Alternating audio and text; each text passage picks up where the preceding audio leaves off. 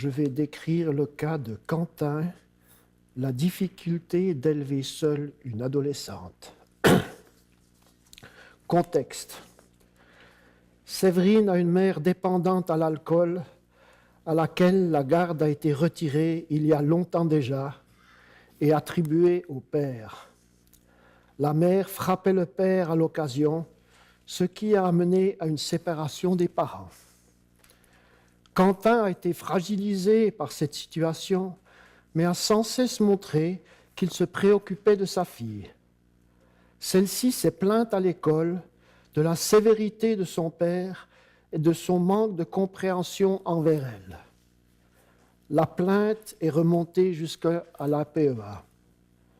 On a retiré la garde de Séverine au père avec effet immédiat pour la placer chez sa grand-mère maternelle qu'elle connaissait à peine, qui vit éloignée du centre scolaire et qui n'est pas à même d'aider l'adolescente pour ses études. À partir de ce moment-là, le dénigrement du père par la famille et l'entourage maternel s'est amplifié. Conséquence.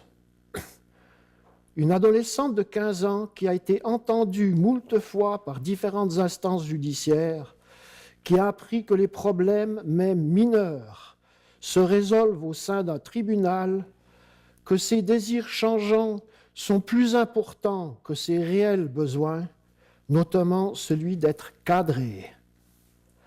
Un père méprisé par les autorités et totalement démuni face à tout le jargon judiciaire.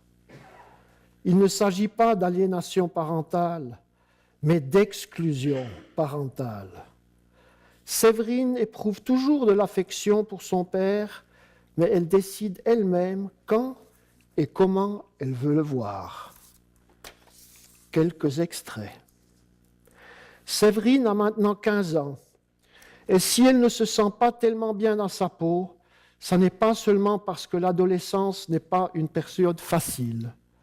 Elle est fille unique, elle fréquente l'école secondaire, vit chez une grand-mère qu'elle connaît à peine, voit alternativement à son bon vouloir ses parents pour les repas de midi. Séverine est confrontée presque au continu à des commentaires atrocement méchants sur son père, et je me demande si, tout compte fait, elle ne regrette pas ses démarches. À cet âge où on communique beaucoup avec ses pairs, dont l'opinion compte énormément, où commentaires, ragots, mais aussi conseils vont bon train, elle a été informée à 14 ans par une copine que si on n'est pas content de la manière dont les parents nous traitent, on peut s'adresser à un prof ou à un médiateur et qu'il y aura une suite. Le parent devra changer de comportement. Alors, quand gavée de la quasi-répression exercée sur elle par un père cadrant et pas toujours hyper patient, elle a été se plaindre à l'école, les choses n'ont pas traîné. Mon père ne me comprend pas, il ne m'écoute pas, il est beaucoup trop sévère, à 10 heures le soir, il éteint le Wi-Fi dans la maison. Plus tard, devant les autorités, il sera fait allusion à des éventuels problèmes d'alcool, que nul ne s'est attaché à vérifier, mais globalement, la plainte est celle-ci. Mon père ne me comprend pas. L'idée de convoquer ce père pour discuter avec lui avant d'entreprendre de quelconque démarche n'a semblé traverser l'esprit d'aucun des membres de l'APEA. La fibre maternelle et protective de ses membres peut être couplée à un reste de gêne non encore totalement exprimé de révolte contre le patriarcat, a mis en œuvre l'action bénéfique d'immédiatement placer la jeune fille loin de ce père opprimant. Celui-ci a été informé par téléphone qu'il était inutile qu'il attende que sa fille rentre de l'école ce jour-là. Et l'adolescente a été amenée par une bonne âme, mandatée par l'APEA, en sécurité chez sa grand-mère. Celle-ci s'approche des 80 ans et réside à environ 1 heure de trajet du centre scolaire. Quentin était d'accord que Séverine habite temporairement ailleurs, pensant que les choses s'apaiseraient. Il a dû promettre de ne plus contrarier Séverine, alors qu'il la réprimandait lorsqu'elle lui parlait avec agressivité, qu'elle ne rangeait pas sa chambre, ne faisait pas ses devoirs. Quentin a des questions plein la tête. Il ne comprend pas les termes utilisés dans les différents rapports. Alors, ces questions, il me les pose. Je feuillette son classeur, lis les dernières décisions, prends connaissance de ce qu'il désire que je lise, mais hélas, je ne saisis pas plus clairement que lui ce dont il s'agit exactement.